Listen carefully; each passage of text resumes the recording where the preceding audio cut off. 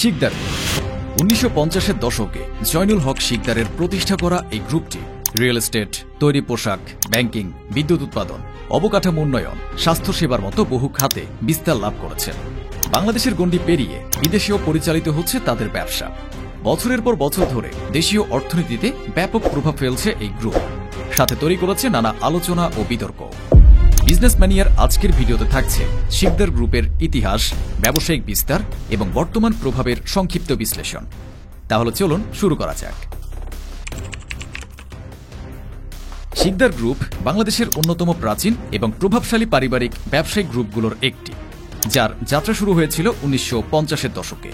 প্রতিষ্ঠাতা জয়নুল হক শিকদার ছিলেন একজন দূরদৃষ্টি সম্পন্ন উদ্যোক্তা, যিনি দেশভাগের পরে ভারত থেকে বাংলাদেশে এসে ব্যবসার ভিত্তি গড়ে তোলেন।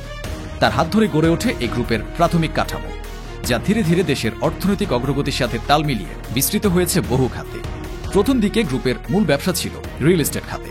৫০ ও ৬০-এর দশকে ঢাকা ছিল গড়ে ওঠার প্রক্রিয়ায়, যেখানে আবাসন এবং জমির বাজার ছিল তুলনামূলক খোলা।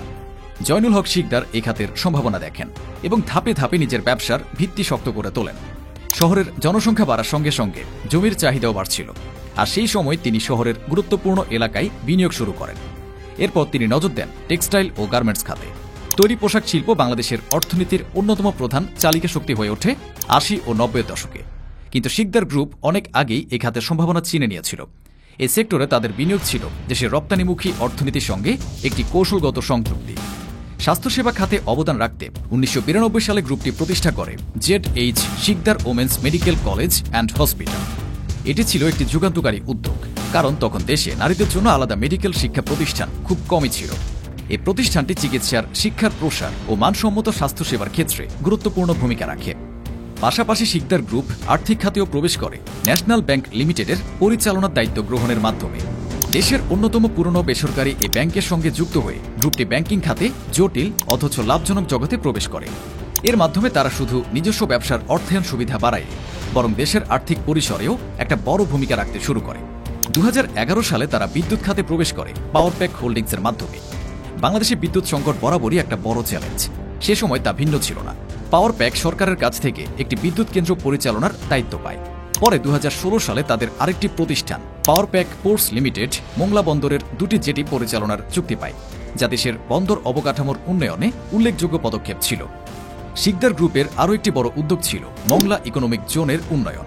পাবলিক প্রাইভেট পার্টনারশিপ মডেলে ২০৫ একর জমিতে এই ইকোনমিক জোন প্রতিষ্ঠার কাজ তারা শুরু করে power pack economic zone private limited নামে একটি প্রতিষ্ঠানের মাধ্যমে, যেখানে ইতিমধ্যে গ্রুপের কয়েকটি অঙ্গ প্রতিষ্ঠান যেমন power pack petroleum, power pack মুতিয়ারা Khulna বিদ্যুৎ কেন্দ্র, পাওয়ার প্যাক স্টিল মিলস এবং শিকদার ইন্স্যুরেন্স কোম্পানি জমি পেয়েছে এবং কারখানা নির্মাণের কাজ এগিয়ে নিচ্ছে।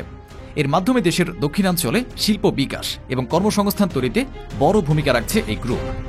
২০১৮ সালে রাজুকের সঙ্গে অংশীদারিত্বে তারা শুরু করে সেন্ট্রাল বিজনেস ডিস্ট্রিক্ট CBD প্রকল্প, যেখানে জাপানি কোম্পানি কাজিমা কর্পোরেশনও সহযোগী ছিল।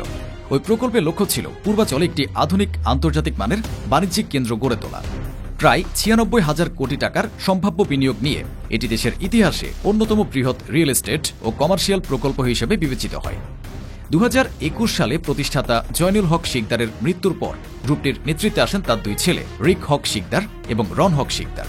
বর্তমানে তারা এই গ্রুপটির কার্যক্রম এবং ভবিষ্যৎ সম্প্রসারণ পরিকল্পনা পরিচালনা করছেন। আজকে শিকদার গ্রুপ কেবল একটি ব্যবসায়িক নাম নয়, এটি একটি শক্তিশালী শিল্প সাম্রাজ্য, যা বাংলাদেশের অর্থনৈতিক খাতের বিভিন্ন স্তরে গুরুত্বপূর্ণ ভূমিকা রেখে চলেছে বহু বছর ধরে। তবে সবসময় যে আলোচনা এসেছে ইতিবাচক কারণে তা কিন্তু নয়।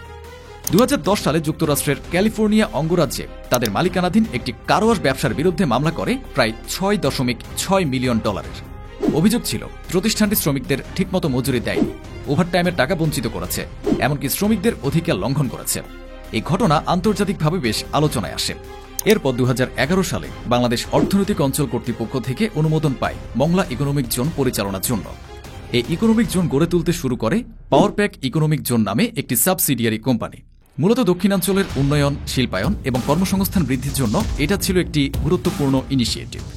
কিন্তু ২০১৬ সালের শেষ দিকে প্রকাশ্যে আসে আর্থিক দায়ের তথ্য। বিভিন্ন ব্যাংকে শিকদার গ্রুপের মোট ঋণ দাঁড়ায় প্রায় ২,০০০ কোটি টাকা। দেশের বড় বড় ব্যাংকের সঙ্গে সম্পর্ক থাকা এই গ্রুপের উপর তখন থেকে বাড়তে থাকে নজরদারি। 2020 সালে আসে সবচেয়ে আলোচিত ঘটনা। এক্সিম ব্যাংকের ব্যবস্থাপনা পরিচালক এবং অ্যাসোসিয়েট ম্যানেজিং ডিরেক্টরকে গুলশানে অপহরণ ও নির্যাতনের অভিযোগ ওঠে। মামলার মূল অভিযুক্ত ছিলেন রন হক শিকদার এবং দীপু হক শিকদার। অভিযোগের পর তারা দেশ ত্যাগ করেন। বিশেষভাবে একটি এয়ার অ্যাম্বুলেন্সের রোগী সেজে দেশ ছাড়েন বলে গণমাধ্যমে উঠে আসে। এ ঘটনায় দেশজুড়ে তীব্র আলোচনা শুরু হয়। তবে পরে আদালত তাদের নির্দোষ ঘোষণা করে। মামলার বাদী নিজে জানিয়ে দেন তার আদালতে চূড়ান্ত প্রতিবেদনে কোনো আপত্তি নেই।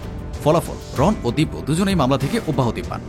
এই ঘটনাগুলো শিকদার গ্রুপের সাম্প্রতিক ইতিহাসে একটি গুরুত্বপূর্ণ ও আলোচিত অধ্যায়, যেখানে রয়েছে ব্যবসায়িক প্রসার, সরকারি প্রকল্পের অংশগ্রহণ, আবার রয়েছে বিতর্ক, আইনি লড়াই এবং জনমতের ভিন্নতা।